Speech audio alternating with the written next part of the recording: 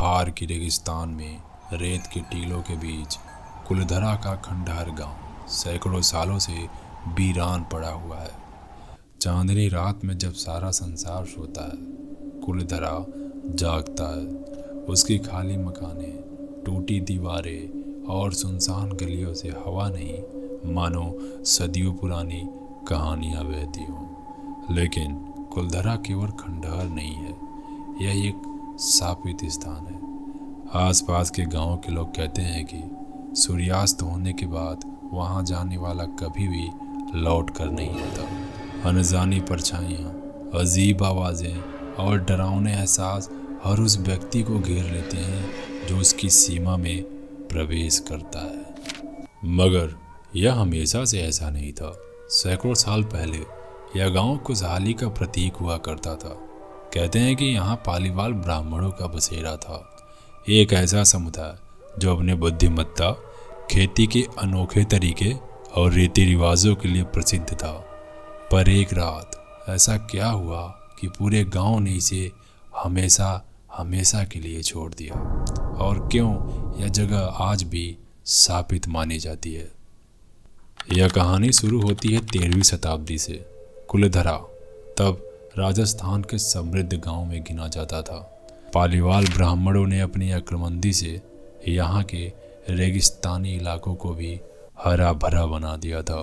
उनकी बनाई हुई कुंड और सिंचाई प्रणाली इस बात का सबूत थी कि वे सिर्फ किसान ही नहीं बल्कि बेहतरीन इंजीनियर भी थे।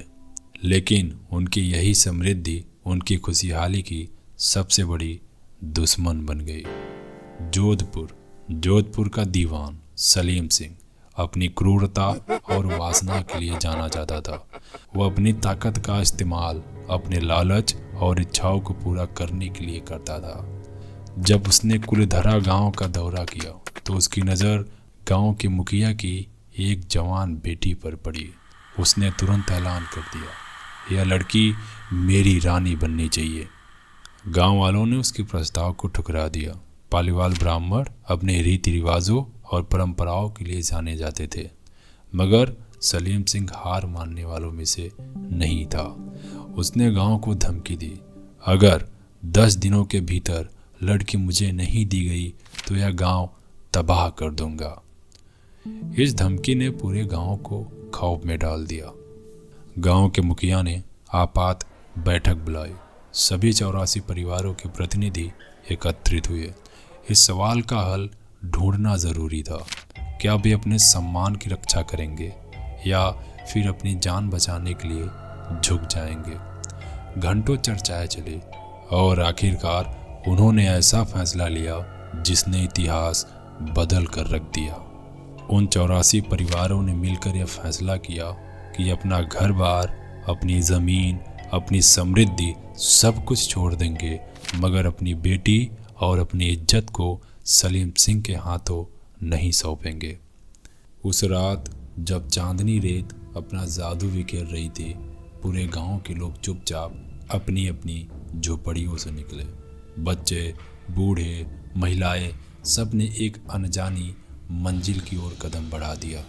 जाने से पहले पालीवाल ब्राह्मणों ने उस गांव को साफ दिया कि आज के बाद जो कोई यहाँ बसने की कोशिश करेगा वह पूर्णतः तरीके से बर्बाद हो जाएगा।